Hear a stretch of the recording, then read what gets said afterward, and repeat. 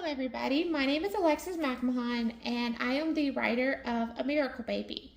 I have wrote this story because a couple years ago, back in 2022, while I was still going to college at Strayer University, I had gotten pregnant and didn't know it until after I went on vacation with my friends who just got married.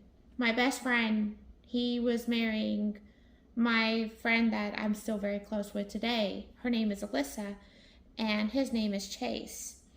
Well, this story is about how the pregnancy has started all the way up until the end, and when my daughter came home from the NICU. This story is what actually happened. This was true events. It did happen during my pregnancy as well as after. I'm hoping to maybe do a second one to kind of update you on how the baby's doing. At this very moment, Gabriella is currently doing speech therapy, occupational therapy, and just started walking this last December back in 2023. This story was about how I started facing complications towards the end of my pregnancy. But when I noticed some of the issues, my doctor didn't want to listen to me because I'm not a doctor.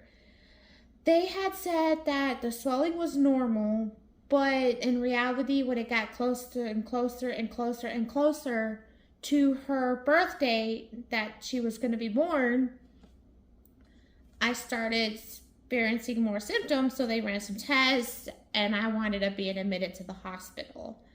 And come to find out I had preeclampsia. Well, they only gave me max 3 weeks of lasting in the hospital before I had a placental abruption. This events that took place is what inspired me to write this story. This story, what I'm hoping, is going to help other women out there that might be having complications such as preeclampsia or any other pregnancy-related issues, on top of women who might be having babies that are having to do a long NICU stay, such as my daughter Gabriella. She was in the NICU for 78 days and she came home. She's still underweight now, but it's getting better. The purpose of the story, like I said, is actually to help get other women, even though I'm not physically there, but the purpose of the book is to help other women going through it pull through and know that everything's going to be okay. You just got to have faith and hope. Don't give up, because babies do have that sense where they can sense when their mom's given up all hope. It doesn't matter if the baby's going to come home on oxygen or have something wrong here or something wrong there. It's just a miracle that babies come home, and it's even a bigger miracle when they make it through their big first year. When my daughter turned 1, we had a huge celebration because doctors had always said she wasn't going to make it. She's not going to make it. She's not going to make it. But here we are today. She's still home. She's doing well. She currently weighs 20 pounds now compared to when she was first born, weighing 1 pound, 14.3 ounces. She is the reason why this story was wrote.